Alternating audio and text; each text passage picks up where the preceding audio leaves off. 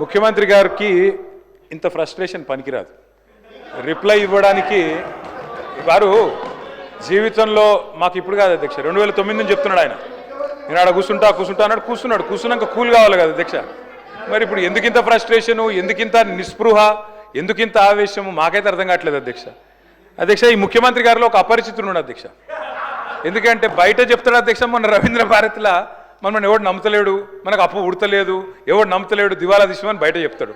ఇక్కడికి వచ్చాము 1,58,000 కోట్లు అప్పు చేసినా రొమ్ము విరుచుకొని చెప్తున్నారు. మాకు అర్థం కావట్లేదు అధ్యక్ష. ఆయన కరెక్టా, ఈయన కరెక్టా, రాము రెమోనా, ఎవరు కరెక్టో తెలుస్తలేదు అధ్యక్ష.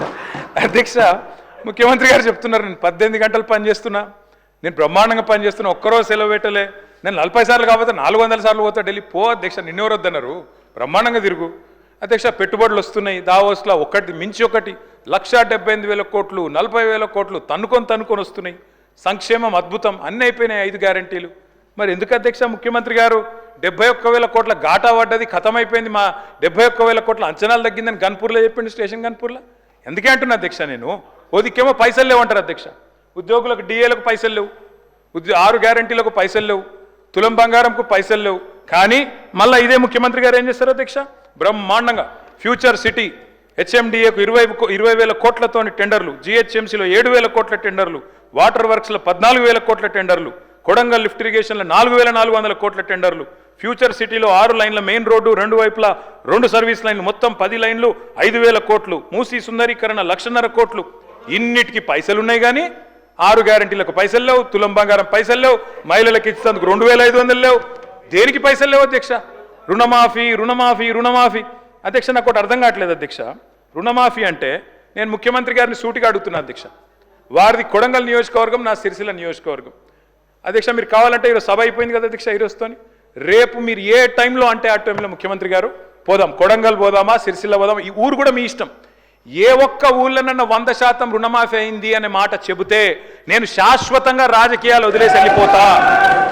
ఇది నా ఛాలెంజ్, స్వీకరిస్తారా? కొడంగల్లో కానీ కొండారెడ్డిపల్లి పోదాం అధ్యక్ష. అంటే చెప్పడానికి కూడా కొంత ఉండాలి అధ్యక్ష.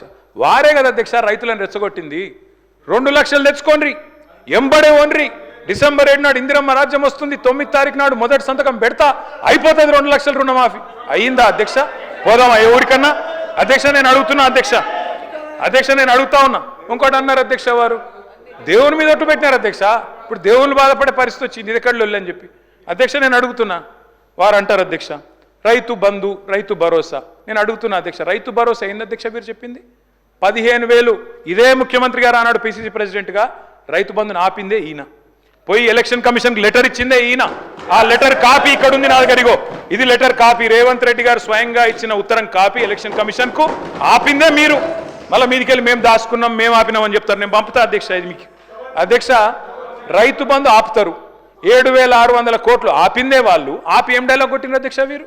హరీష్ రావు ఆపుతుండు, కేసీఆర్ ఆపుతుండని చెప్పి ఆ రోజు అన్నారు అధ్యక్ష. డిసెంబర్ 3 నాడు, డిసెంబర్ 3 ముందు అయితే 5,000, డిసెంబర్ 3 తర్వాత అయితే 7,500 అని చెప్పింది ఎవరు అధ్యక్ష? 3 ముందు అయితే 5,000, 3 తారీఖు తర్వాత అయితే 7,500 అని చెప్పిందే ఈ ముఖ్యమంత్రి గారు.